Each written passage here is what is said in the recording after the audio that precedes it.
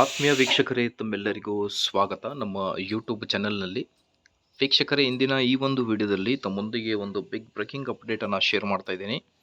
ಸರ್ಕಾರಿ ನೌಕರರಿಗೆ ಭರ್ಜರಿ ಸಿಹಿ ಸುದ್ದಿ. ಸೊ ಸ್ಕ್ರೀನ್ ಮೇಲೆ ಗಮನಿಸ್ತಿರ್ಬೋದು, 157% ಸಂಬಳ ಹೆಚ್ಚಳ ಅನ್ನೋದ್ರ ಬಗ್ಗೆ 17 ನವೆಂಬರ್ 2025 ಬಂದಿರುವ ಮಾಹಿತಿಯಾಗಿರುತ್ತೆ ವೀಕ್ಷಕರೇ. ಸೊ ಗೌರ್ಮೆಂಟ್ ಎಂಪ್ಲಾಯೀಸ್, ಸರ್ಕಾರಿ ನೌಕರರಿಗೆ ಭರ್ಜರಿ ಸಿಹಿ ಸುದ್ದಿ. 157% ಸಂಬಳ ಹೆಚ್ಚಳ ಅನ್ನೋದ್ರ ಬಗ್ಗೆ ಮಾಹಿತಿ.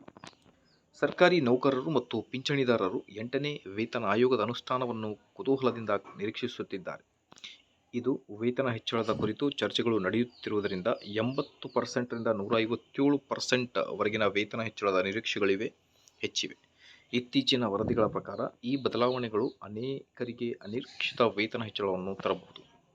ಇನ್ನು ಕೇಂದ್ರ ಸರ್ಕಾರ ಇತ್ತೀಚೆಗೆ 8ನೇ ವೇತನ ಆಯೋಗವನ್ನು ಅನುಮೋದಿಸಿದ್ದು, ಇದರಿಂದ ಸುಮಾರು 50 ಲಕ್ಷ ಕೇಂದ್ರ ಸರ್ಕಾರಿ ನೌಕರರು ಮತ್ತು 70 ಲಕ್ಷ ಪಿಂಚಣಿದಾರರಿಗೆ ವೇತನದಲ್ಲಿ ಹೆಚ್ಚಳದಲ್ಲಿ ಭಾರಿ ಏರಿಕೆಯಾಗಲಿದೆ ಅನ್ನೋದ್ರ ಬಗ್ಗೆ ಮಾಹಿತಿ ಬಂದಿರುತ್ತೆ ವೀಕ್ಷಕರೇ.